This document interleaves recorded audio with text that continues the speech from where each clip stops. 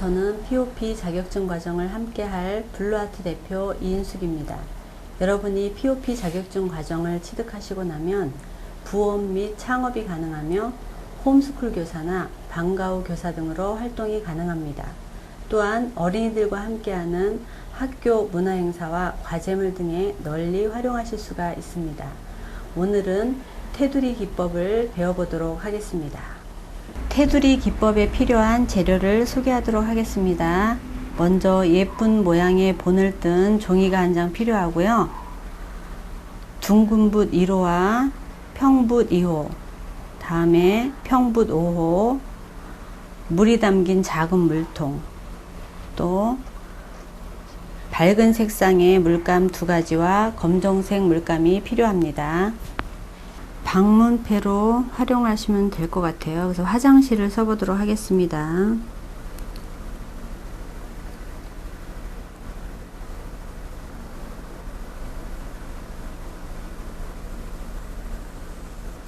약간 변형시켜서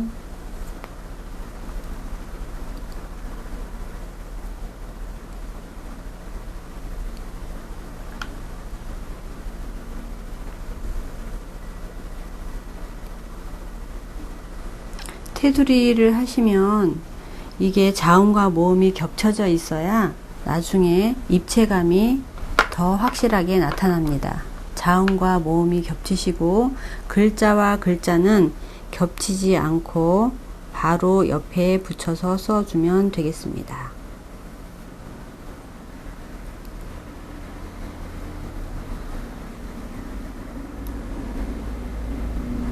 자음과 모음은 살짝 겹쳐져 있고요. 밑에 받침은 작게 쓰셔야 되는데 5호 붓으로 동그라미가 더 이상 작게 안 되기 때문에 그냥 동그랗게 해주고 나중에 꾸며주는 거로 하도록 하겠습니다. 화장실,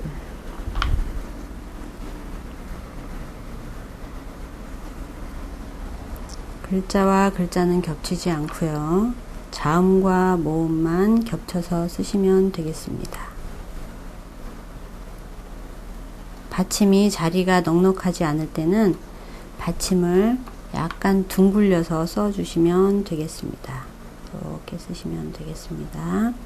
그래서 화장실 메인 글씨체를 완성하였습니다. 글자와 글자 사이는 겹치지 않고 바짝 붙여서 써주시고요. 자음과 모음은 겹쳐서 써줘야 나중에 테두리를 완성했을 때에 입체감이 살아납니다. 자, 그러면 검정색으로 테두리를 완성해 보도록 하겠습니다. 테두리 완성하기 이전에 여러분들이 자음과 모음을 나중에 둥근 붓으로 선을 가테두리를 해줄 건데요. 힘드실 경우가 있을 것 같아서 제가 연필로 자음 선들을 다 미리 그어 놓았습니다. 겉에 테두리 먼저 하도록 하겠습니다. 평붓 2호로 겉 테두리를 완성해 보도록 하겠습니다. 이 먼저 써준 이 색상과 뒤에 테두리 하는 부분이 많이 겹치지 않도록 바깥쪽부터 하시는데요. 모서리 부분에서는 붓을 바깥쪽으로 충분히 돌려서 테두리를 해주시면 되겠습니다. 맞추어서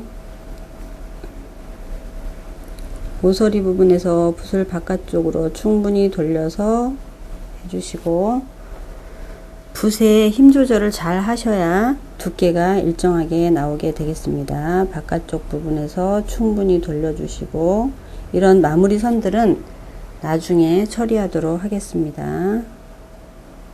모서리 부분에서 안에 색상 써준 것들이 많이 파고 들어가지 않도록 해주시는 것이 중요합니다.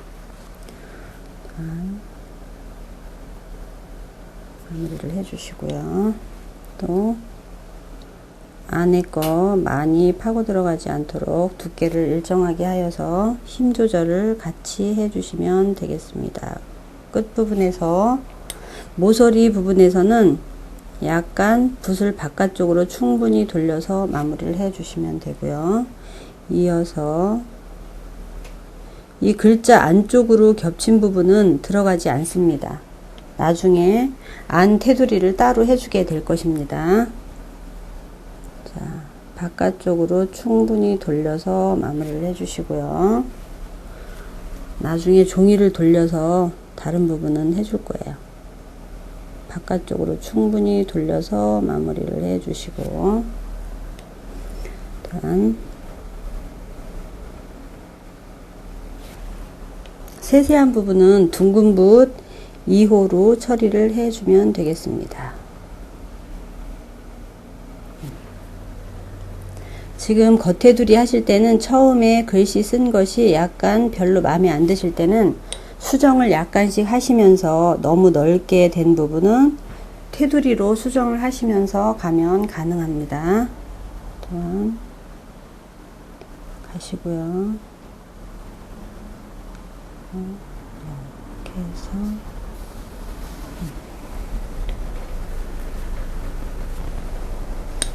종이를 살짝씩 돌리시면서 하면 되는데, 이쪽 부분에서 정면으로 놓고 하시기 좋은 쪽부터 완성을 하시면 되겠습니다. 또 충분히 돌려서 마무리를 해 주시고요. 또 겹쳐져 있는 부분들은 나중에 처리를 하도록 하겠습니다. 바깥쪽으로 충분히 돌려서 약간 둥글려 주시고 살짝씩 수정하면서 가도 되겠습니다. 일단 동그라미도 붓의 두께를 힘을 조절을 잘 하셔서 두께가 일정하게 나오도록 테두리를 하는 것이 중요합니다.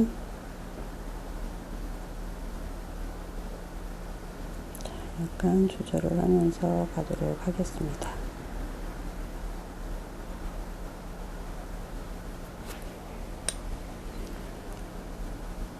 바깥쪽으로 충분히 돌려주시고요.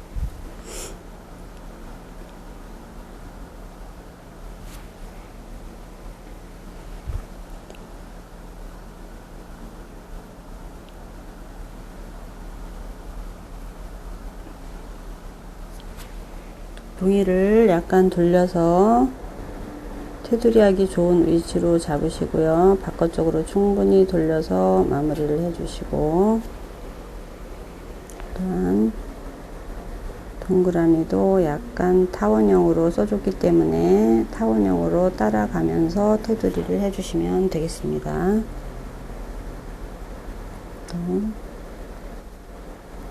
히읗 맞추어서 바깥쪽으로 충분히 돌려서 테두리를 완성을 해 줍니다.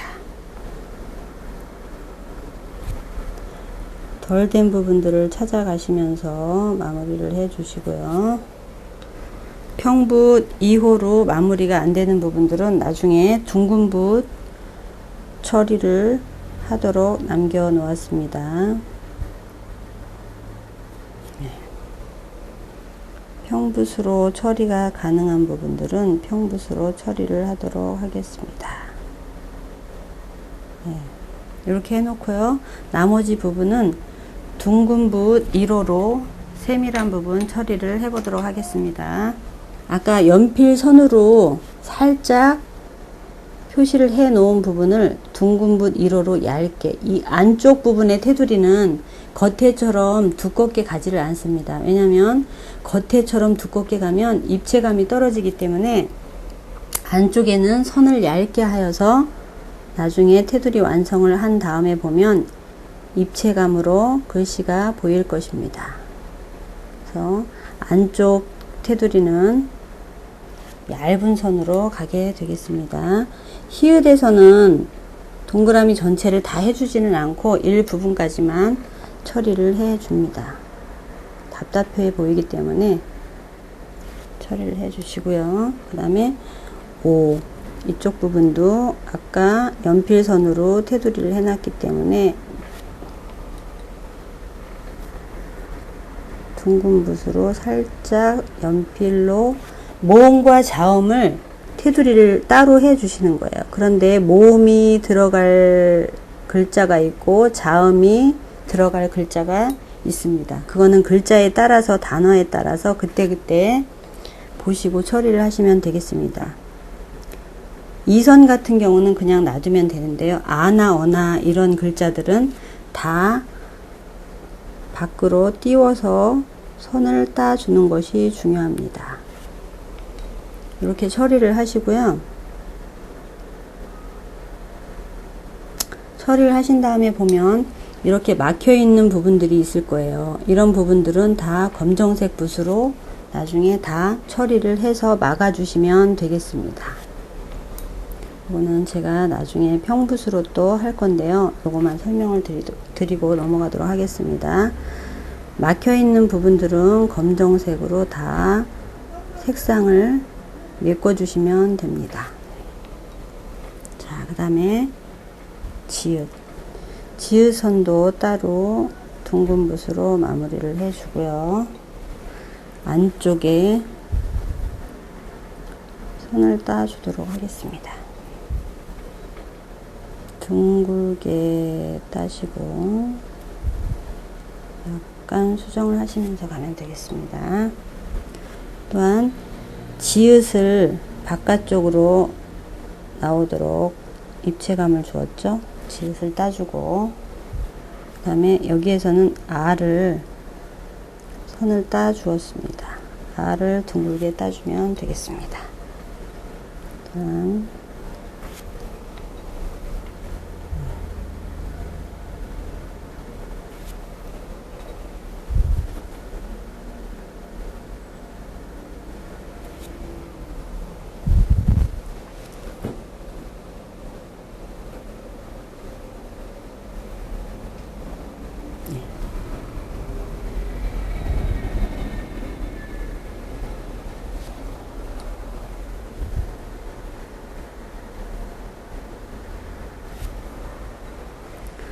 또 R을 따주고 살짝 끝 부분에서는 둥글게 처리를 해주시고요. 둥글게 선이 안 된 부분들은 살짝씩 만져주면서 둥글게 처리를 하시면 되겠습니다. 리을에서는 이 리을을 띄워 주었죠. 리을을 선을 따 주셔서 띄워 주시고 그 다음에 시옷 다음에 이 부분을 띄워 주었습니다. 자음과 모음 중에 어떤 것을 위로 올려주느냐에 따라서 글씨 자체가 확 틀려지게 됩니다.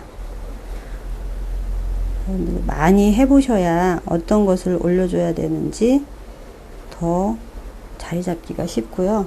될 수 있으면 모음들은 올려주고 동그라미는 받침을 제외하고는 거의 위로 올려주는 경우가 많이 있습니다. 그다음에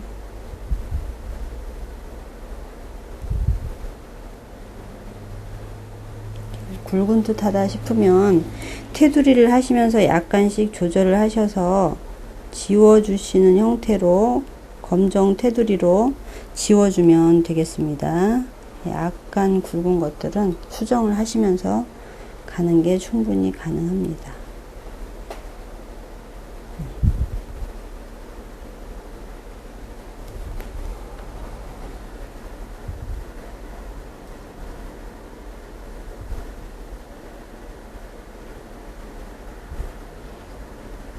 이렇게 하시고요. 나머지 막힌 부분들은 검정색으로 다 메꿔주도록 하겠습니다. 남아있는 막혀있는 부분들은 검정색으로 평붓을 이용하여서 메꿔주도록 합니다. 메꿔주고요.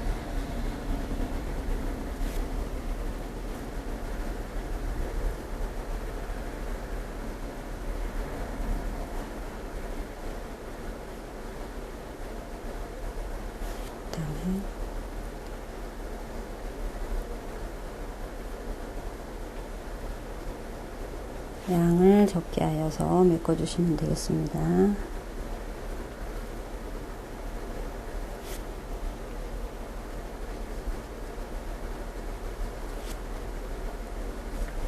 이렇게 남은 부분을 검정색으로 다 메꿔 줍니다. 이렇게 해서 테두리를 완성을 해 보았습니다.